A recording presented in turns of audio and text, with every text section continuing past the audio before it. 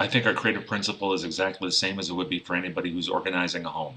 A place for everything and everything in its place. Right from the beginning, with the basic theme and artistic direction that we agree upon within the first week of the actual kickoff, is basically going to be exactly how the game is going to be near the end. We try not to waste any energy or any time with knee jerk reactions or last minute concepts and changes. We automatically know that right from the beginning what we're creating, and more than likely, with a very little change, it's going to be the exact product we're going to be releasing to the public.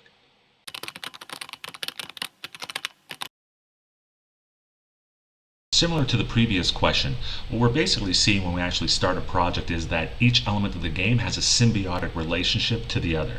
This way we automatically know that, take for example, if the audio might be a little bit off compared to the rest of the game, we then have to jack up the other elements either by visual cues or by modifying a color palette, so that way everything basically mixes together. With a symbiotic relationship, we know that one piece has to survive with the other. The moment you actually remove a piece or actually weaken it, we know the entire project starts to drop. So a core for us is to just make sure that everything basically focuses in itself, and at no point is the player actually ever lost while actually enjoying our game. The key for us is, can we actually allow the player to play the entire game and without ever going to the rules to find out what exactly is going on.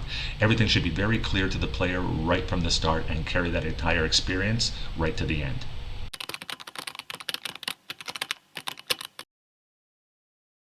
I think the big difference between technically polished and emotionally memorable has to come down to the story and theme that we start the game off with. The basic universe that the game takes place in is what actually makes the game memorable. Sure, the player will enjoy the mathematical model, obviously, since math is king, but the one thing that actually makes them sit down and want to go back and play it over and over again, or to enjoy that experience, has to be the way that we actually have the story being played out to the player, that it has some type of adventure from beginning to end.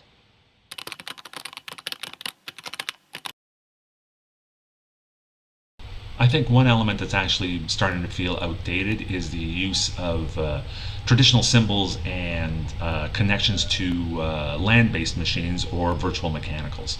Currently, right now, there's still a popular theme and brand, and there's no plan to change anything like that. But I do believe that over the next couple of years, you're going to start seeing less and less of it, since the actual audience itself is starting to either move away or pass away, and being replaced by younger generations that's expecting much more bang for the buck, a higher entertainment value.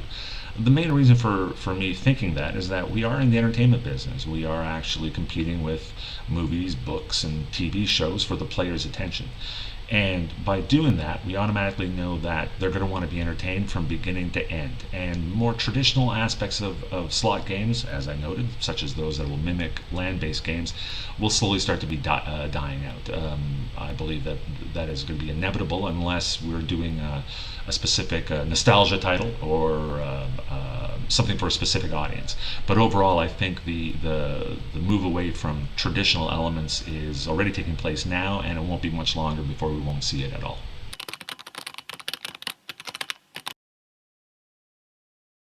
I would feel the website is very useful. It's an opportunity for me to see what my colleagues in other studios actually have to say about the industry itself, where they feel the future is going to be.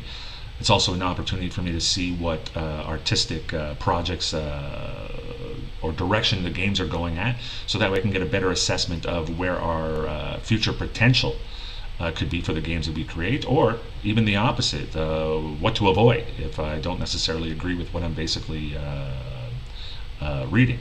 But the key important thing for it is that we're actually looking at a site where the entire community can put in their input and share the ideas, which is, let's be very frank, knowledge is power, and that's never a bad thing.